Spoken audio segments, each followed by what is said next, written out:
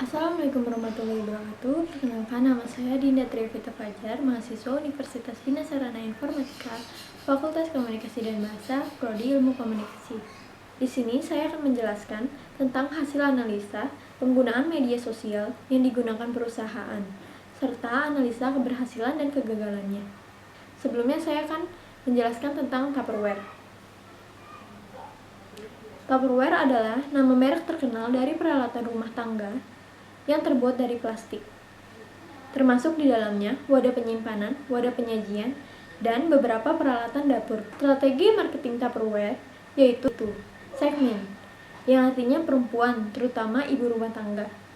Demo, yaitu usia pelanggan di atas 25 tahun, yang bisa kita artikan sebagai wanita, ibu rumah tangga yang umurnya lebih dari 25 tahun.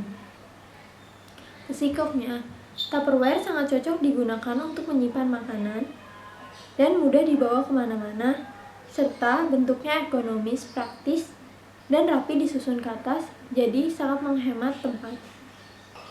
Karena unik dan berkualitas, maka setiap dikeluarkannya produk baru, wanita langsung membeli produk tersebut. Pembentukan komunitas dari Tupperware karena adanya ketertarikan yang sama terhadap produk dan pelanggan menjadi sales dalam penjualan produk ini, sehingga sales akan membuat sebuah grup untuk memperkenalkan dan mempromosikan produk-produk Tupperware. Positioning membuat para ibu lebih efisien dalam menata makanan. Para ibu yang memperhatikan kualitas dan kuantitas suatu produk akan memilih Tupperware karena memberikan produk plastik yang sangat aman digunakan untuk menyimpan segala jenis makanan. Jadi, keuntungan dari produk Tupperware itu sendiri yang sangat aman untuk dipakai dengan jangka waktu yang lama sehingga kesehatan tidak terganggu. Targeting, sasarannya lebih banyak pada perkotaan karena di perkotaan banyak sekali ibu rumah tangga yang sering kumpul seperti arisan dan lain-lainnya. Di saat seperti itulah ibu-ibu membicarakan alat dapurnya.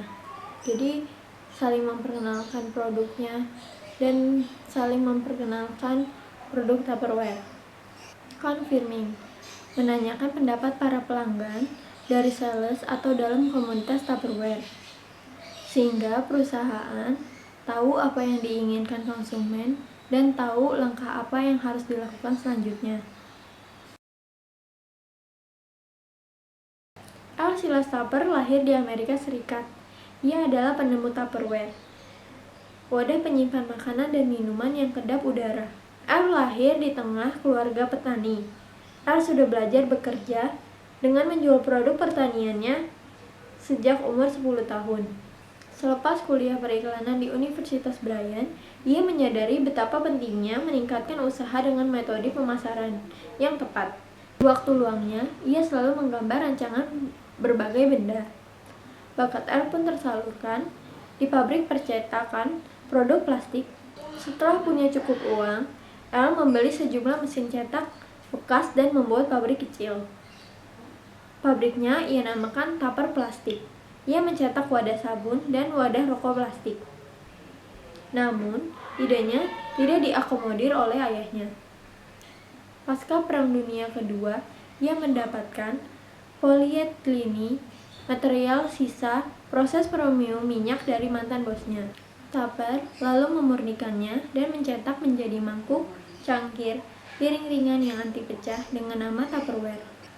Al lalu menjual produk Tupperware, tetapi penjualannya tidak terlalu sukses.